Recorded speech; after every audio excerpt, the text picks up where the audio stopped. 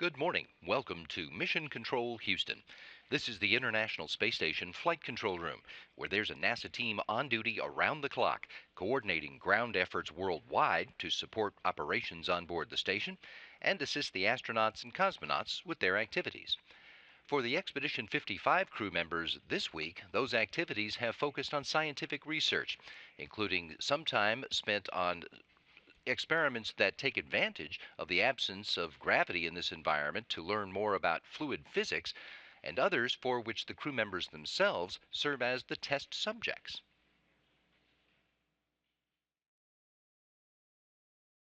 Houston Station on Space to Ground. Welcome to Space to Ground. I'm Dan Hewitt. It was another science-filled week aboard the orbiting laboratory. International Space Station crew members set up the Fluidics experiment. Fluidics is a fluid mechanics experiment with two main objectives: perform a slosh study to investigate how fluids move in microgravity during satellite maneuvers, and a wave turbulence study that isolates surface tension from gravity when looking at restoring forces. The study could also help us understand how oceans work here on Earth, including the phenomenon of rogue waves. Fluid mechanics wasn't the only thing on the crew's mind. They also spent some time studying, well, their minds.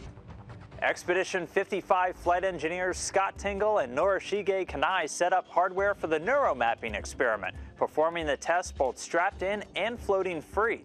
The neuromapping investigation uses brain scans to assess any changes in structure or function of the brain that occur after spending months on the space station.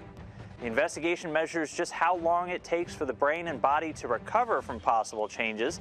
Previous research and personal accounts from astronauts suggest movement control and cognition can be affected while in microgravity. This week's question comes from student Cooper Del Fosse of Sunrise Elementary in Sturgeon Bay, Wisconsin. He wants to know if you can see the Great Wall of China from space. Well, Cooper, although the Great Wall is frequently billed as the only man-made object visible from space, it generally is not, at least to the unaided eye. The Great Wall is pretty hard to see and hard to photograph because the material it's made out of is about the same color and texture as the area surrounding it. The shape, the age of the structure, the resolution of the camera, the condition of the atmosphere, all of these factors affect the ability to detect an object from low Earth orbit. However, you can see the wall in radar images taken from space. Station crew members take thousands of images of planet Earth during their time on board the space station. Head on over to eol.nasa.gov to check out the gateway to all astronaut photography. And keep sending in questions using the hashtag #SpaceToGround. We'll see you next week. Next week, Commander Anton Shkaplerov, flight engineers Scott Tingle and Norishige Kanai will finalize their preparations to receive 3 new crewmates, and NASA TV and NASA.gov will provide live coverage of the major steps in this next crew transition. Soyuz Commander Oleg Artemyev and NASA astronauts Drew Feustel and Ricky Arnold will launch from the Baikonur Cosmodrome next Wednesday, March 21st. Our live coverage begins at 11:45 a.m. Central Time Wednesday morning, leading to a launch at 12:44 p.m. The Soyuz MS-08 will execute a 2-day rendezvous, so our docking coverage will begin next Friday afternoon, March 23rd, at 2 o'clock Houston time, and docking to the station's Poisk module will be at 2:41 p.m. We'll return at 4 p.m. Houston time for coverage of the hatch opening and the welcoming ceremony. And we'll have video coverage of the crew's pre-launch activities in Kazakhstan throughout the week next week. Ricky Arnold is about to begin his second space flight, which is also his first long-duration stay in space. He first flew on a space shuttle assembly mission which was in flight 9 years ago today. The Maryland native is a former classroom teacher who will take up the year of education on station responsibilities for the next 5 months, and they should only add to the interesting experiences he's already had in the classroom.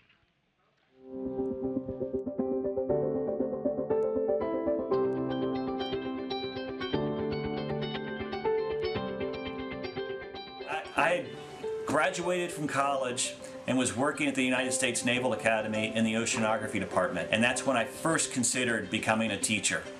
My first teaching job was at the John Hanson Middle School in Waldorf, Maryland, and even though I was a science teacher, I actually taught 2 classes of social studies to go along with four classes of science. I coached high school basketball in Maryland at the Thomas Stone High School, as well as in Casablanca, Morocco, and in Bucharest, Romania. I played a guitar in rock and roll bands with fellow faculty members, administrators, and even some parents, both in Casablanca, Morocco, and in Bucharest, Romania. My first teaching job was in an open space science classroom with no running water. And I realized when I could get through my first year of teaching, I had really accomplished something.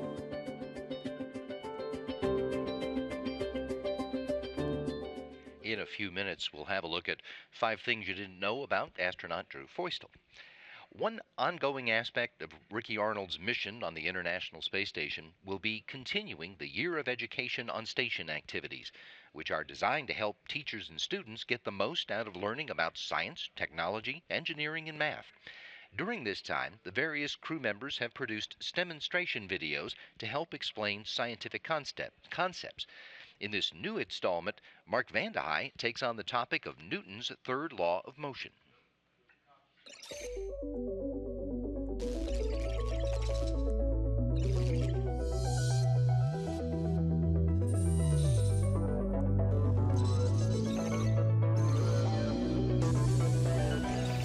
Welcome to the International Space Station. I'm NASA astronaut Mark Vandehei. Today, we're going to talk about Newton's third law. How do you think it will hold up in microgravity? For every action, there is an equal and opposite reaction. This means that in every interaction between 2 objects, there are a pair of opposite forces acting on each object at the same time, a force pair. You can see that there are many examples on Earth.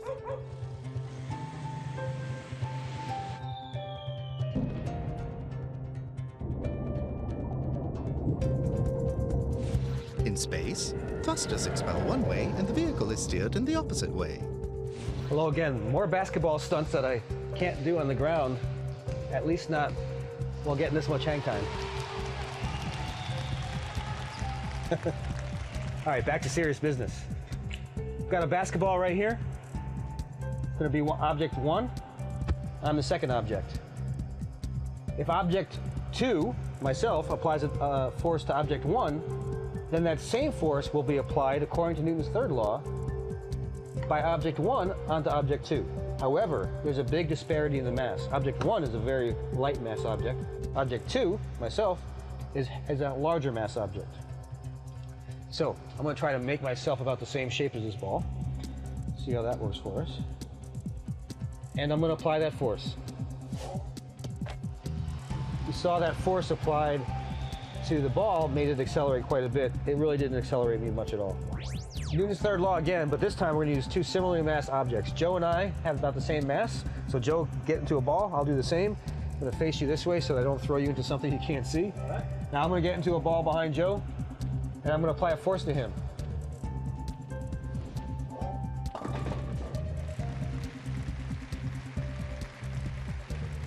Notice that when I applied a force to Joe, it accelerated Joe away from me, but I got accelerated away from him as well, because the force applied to Joe ended up being the same force that was applied to me. Now you've seen Newton's third law in space. Now test it out on Earth. See you next time.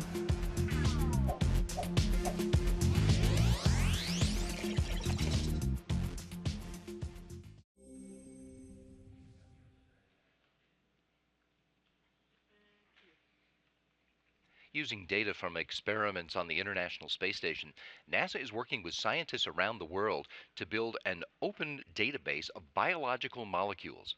GeneLab is mapping the genes of organisms on the station and then making that information available to anyone so other scientists can develop and test out their own hypotheses.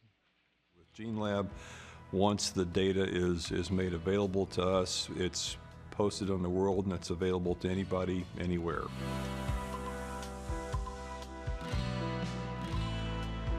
The research that's been conducted on ISS can be revisited, so those very valuable experiments that were flown in space, once this data is now open and anyone has access to it, other people can look at that spaceflight data and do useful things with it. And that's why that's what the openness means to me. He would like to see that data be useful for hypotheses and for experiments that have not yet been conceived. The researchers are being asked to go and do just that with GeneLab data, to come up with those new hypotheses and use that data to produce new results. We're struggling to try to make sure that we capture enough of the metadata because we have to answer questions that have not been thought of.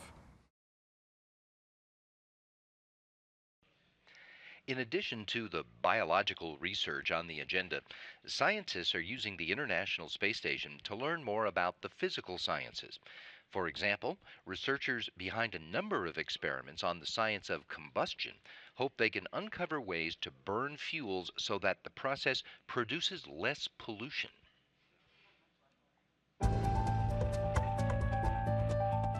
The power of studying combustion on the ISS. Presented by Science at NASA. If you wanted to reduce the amount of pollution humans produce, where might you look? Here? Yep. Here? Sure. Here. Wait, what? That's exactly where scientists and researchers are looking, about 250 miles above Earth on the International Space Station. Here, astronauts are working on a series of experiments to learn more about combustion. Why combustion? Dennis Stocker, project scientist for the Advanced Combustion via Microgravity Experiments, or ACME, says, consider this. About 85% of the energy we use comes from combustion, the burning of some sort of fuel. About 70% of the electricity that we use at home and work comes from power plants that use combustion. The combustion of fuels powers the engines in many modes of transportation. Stocker continues, if we can learn more about the process, we might be able to find newer and less polluting ways to burn fuel. 3 series of combustion experiments taking place on the International Space Station's Combustion Integration Rack, or CIR, are looking at combustion in very different ways. The Flame Extinguishment Experiment, or FLEX, examined the burning of a single droplet of fuel in the microgravity confines of the ISS. The last of the droplet combustion experiments were conducted in September 2017. ACME began in November of 2017. ACME is composed of 6 major experiments, with each taking about 5 months to complete. These experiments will examine how various gases burn without gravity affecting the flames. The Solid Fuel Ignition and Extinction, or SOFI experiment, will explore the properties of burning solid matter. So why study combustion in microgravity? As Stocker explains, on the ISS you have conditions that you can't replicate on Earth. For example, consider a candle when it's burning. The flame flickers. Why?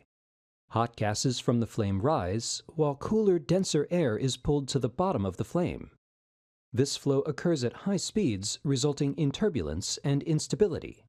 That instability makes it hard to study the properties of the flame. But on the ISS, there's no flicker, which allows us to make more precise and consistent measurements. If we have precise measurements, we get closer to learning how to burn more efficiently. More efficiency could lead to real cost savings for producing power.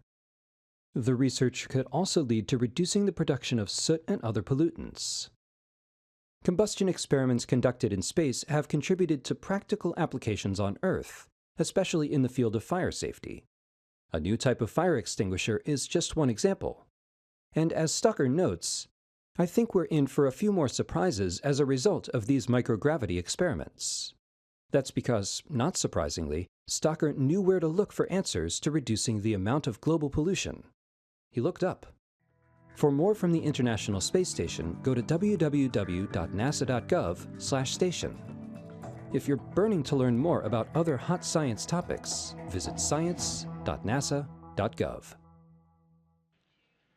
While there are many, many experiments at work inside the International Space Station's laboratories, there are cameras on the inside and outside of the station that are collecting imagery that can fascinate the human eye.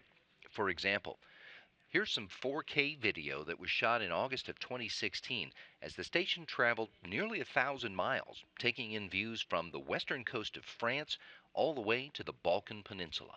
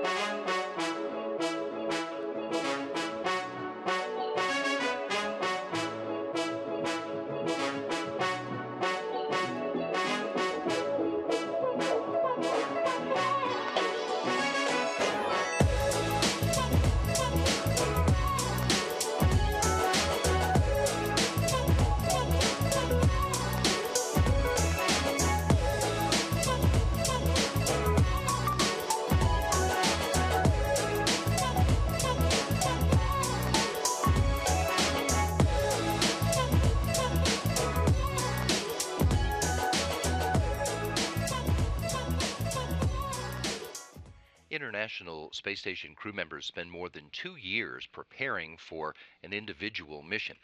But for those of us who have a lot less time available to study, some of the crew members have been providing quick lessons on how things work on this vehicle. In this Speedy Time segment, astronaut Peggy Whitson pulls a rack out of the wall of the Destiny laboratory to show us how astronauts use the microgravity science glove box. It's a sealed environment that they use to perform science and technology experiments that involve potentially hazardous materials.